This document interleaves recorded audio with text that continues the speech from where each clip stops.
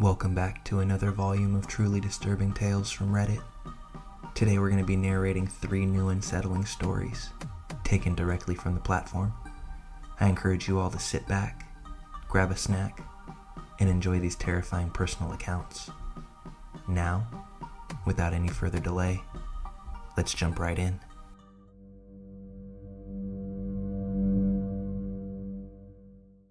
This story happened a long time ago, probably a decade or more. So while a lot of time has gone by, I've never forgotten about this experience, and it still gives me the chills.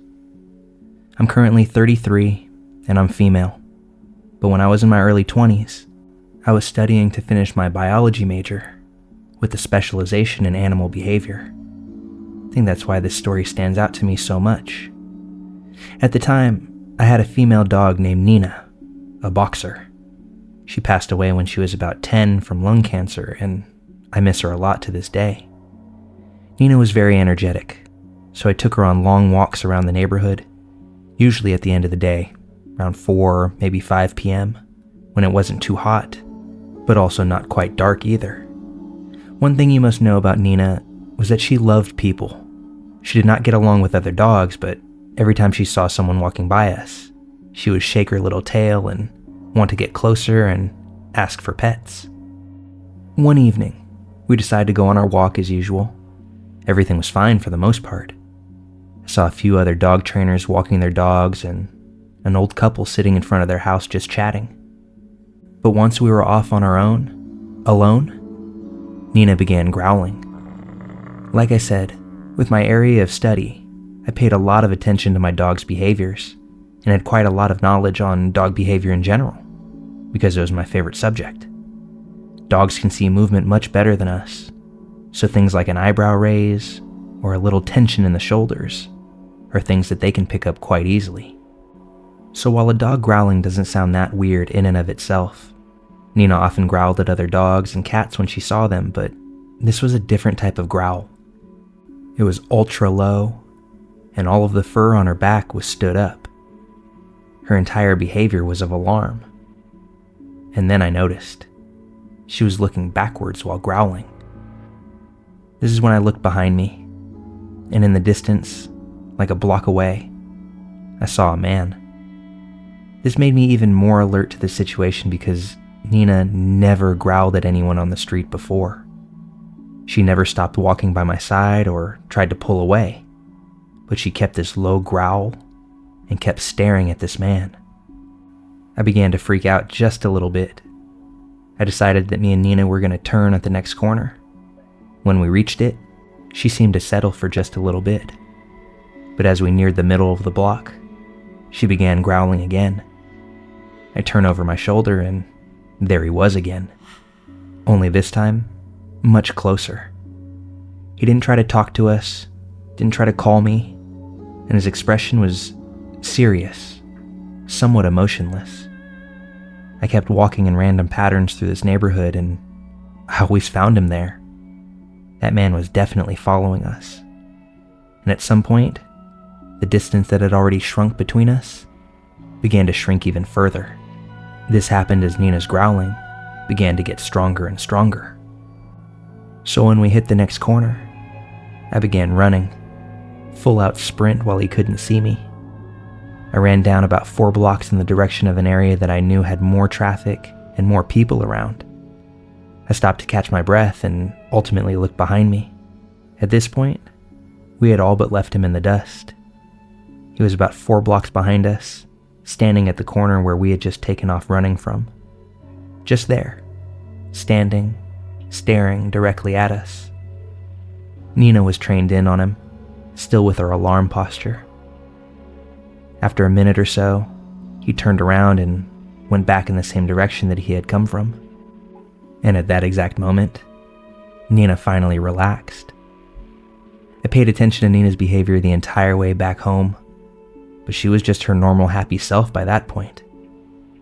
I told this story to my parents and a few neighbors, and no one seemed to know of any man that looked like the man that I had seen. I never saw him again, and Nina never behaved like that again either. So I'll never know who he was why he was following us, but I definitely don't regret trusting Nina's instincts in that situation. People, please pay attention to your pet's behaviors as much as you can. It's not about a supernatural sixth sense. They can actually feel, see, and hear things better than us, and there's no behavior that happens for no reason. There's always a reason. Stay safe, everyone.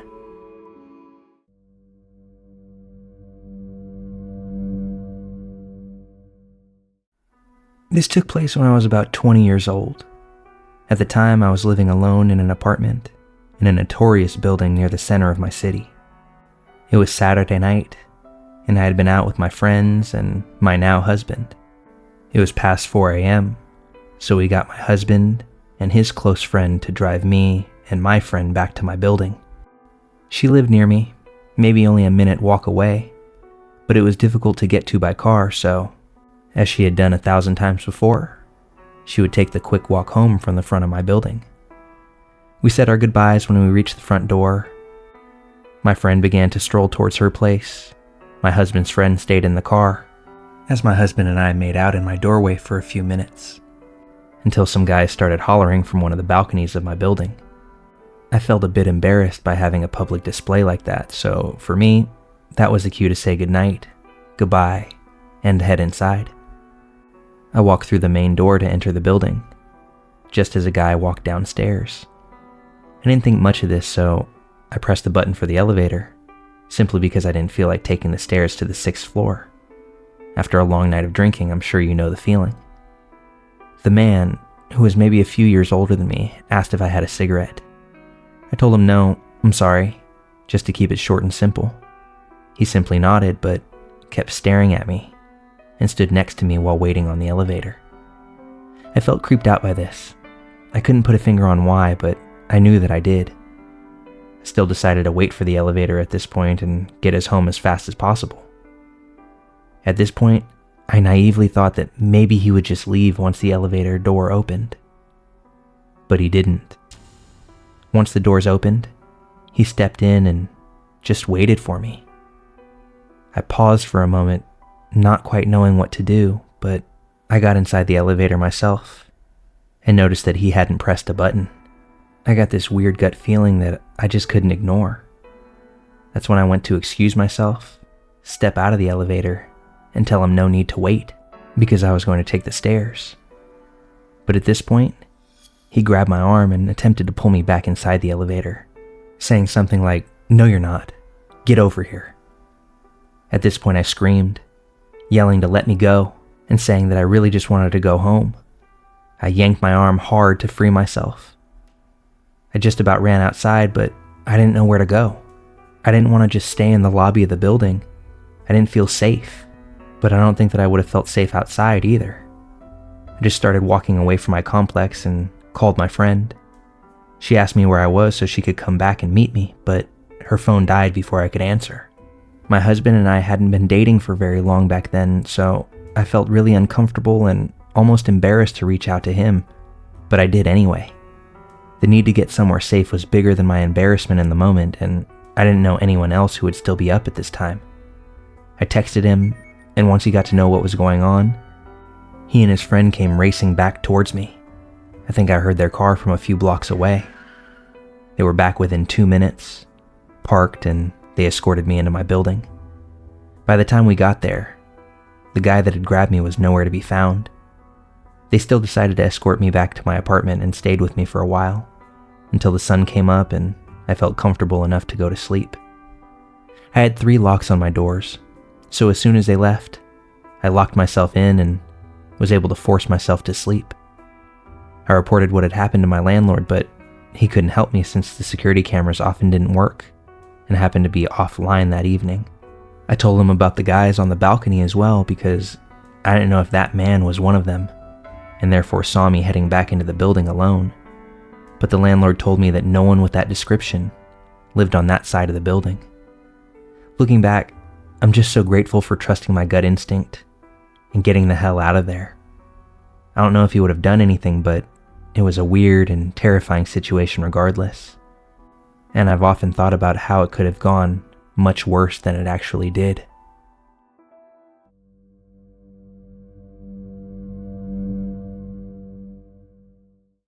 While in my early 20s, I landed a receptionist job in a sales office at a manufactured housing community. It was my first office job after working in daycare and the food and drink industry. I was so excited. I greeted potential buyers, set up appointments, and staged the mock homes with our stock of furniture and decorations. I worked with one other person in the office, who was the salesman. When he was out of the office, I took potential buyers through our model homes and gathered their information for follow-up. I was working alone one day when a customer came into the office looking to potentially purchase his first home. I gathered some information from the young man and asked him if he wanted to look at a couple of model homes. As he walked down the sidewalk towards the row of homes we had picked out, we chatted about the various floor plans and finishes available.